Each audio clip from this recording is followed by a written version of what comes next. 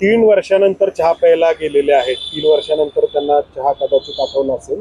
विषय हाच आहे, तुम्ही म्हणता तसं की जे काही त्यांच्यावरती कारवाई त्या पक्षातून झालेली आहे म्हणून ते शरद पवारांकडे आशेनी गेलेत असं एकंदरीत चित्र आहे. मला वाटत नाही. आता प्रश्न तुमच्या पक्षाचा येतो, तो झाला त्यांच्या पक्षाचा. तुमच्या पक्षाच्या अध्यक्षांना जर ते भेटलेत काल, तर तुमच्या पक्षाची भूमिका काय असायला या आत्ताच्या घडीला सुनील तटकरेंच्या बाबतीमध्ये? कुणी आलं तर चहा पाजायला त्याला वेगळी भूमिका काय लागते? चहा पाजायची नाही. बघा, कुणी कोणालाही भेटू शकतं. आता 3 वर्षापूर्वी तेच आले नसतील आणि आता ते येत असतील तर आम्ही काय करणार त्याच्यामध्ये? आता जर आले तुमच्याकडे चहा प्यायला नाही, त्याच्यापेक्षा आणखी होत नसतं. मी तुम्हाला सांगतो, सुनील तटकरे असतील नाहीतर प्रफुल्ल पटेल असतील, काही झालं तरी भाजपमधूनच लढणार आहेत. उगाच आपण इथे टाइमपास करत बसायचं आणि कशाला? त्यांचं ठरलेलं आहे ऑलरेडी. ते ठरलेत आणि 22 आमदारांचं ठरलेलं आहे. त्याच्याचबरोबर एकनाथ शिंदे साहेबांच्या काही आमदारांचं ठरलेलं आहे. त्यामुळे ज्या गोष्टी ठरल्या आहेत त्या आपण इकडं वेडं वाकडं बोलून हे होईल ते होईल असं मोघम बोलून चालत नाही. जे आहे ते आहे. भाजपमधून ते लढणार. फक्त प्रक्रिया ही जरा फास्ट झाली. 2029च्या आधी जी प्रक्रिया व्हायला पाहिजे होती ती आधीच झाल्यामुळे आत्ताच प्रवेश करतात.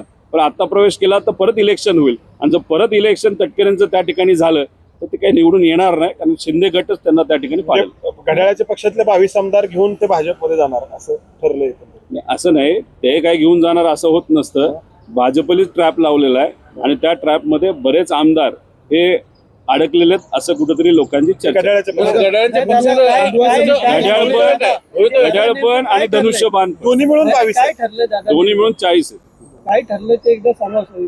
नेमकं काय 22 जाणारे काही काय करतो, माझ्याकडे एक ऍफिडेव्हिट येईल सगळ्या 22 ते आलं की मी देतो तुम्हाला, पहिलं तुम्हाला पाठवतो. विषय एवढाच असतो, 22, 23 का 22.5 का हे मला नाही सांगता येणार. विषय एवढाच आहे की लोक आहेत जी संपर्कात आहेत. आता तुम्ही मला बघा, विखे पाटील साहेबांना श देण्यासाठी कोल्हेंना तिथे MLC बनवलं. आता कोल्हेला तिथे MLC बनवलं असेल तर मग तिथला जो दादांचा पक्षातला आमदार आहे काळे, हे काय यांच्याच पक्षातून उभे राहतील का? मोकळं झालं ना तिथून, त्या ठिकाणी BJPतून ते उभे राहतील. आता तुम्ही इतर ठिकाणी सुद्धा बघितलं तर ऑलरेडी रणनीती. आता तुम्हाला मावळचा आमदार काही ह्या पक्षात राहील असं वाटतं का? तो जाणार आहे भाजपमध्ये. हे सगळं सगळ्यांना माहिती आहे. उगाच आपण पतंग उडवत मी किती प्रेमाचा, मग मिठी मारणं आणि रडून रडून किती वेळा रडणार. माझं एवढंच म्हणणं आहे, दादांसाठी आता कुणीही त्यामध्ये डोळ्यात पाणी आणू नका, प्रयत्न करा, लढा.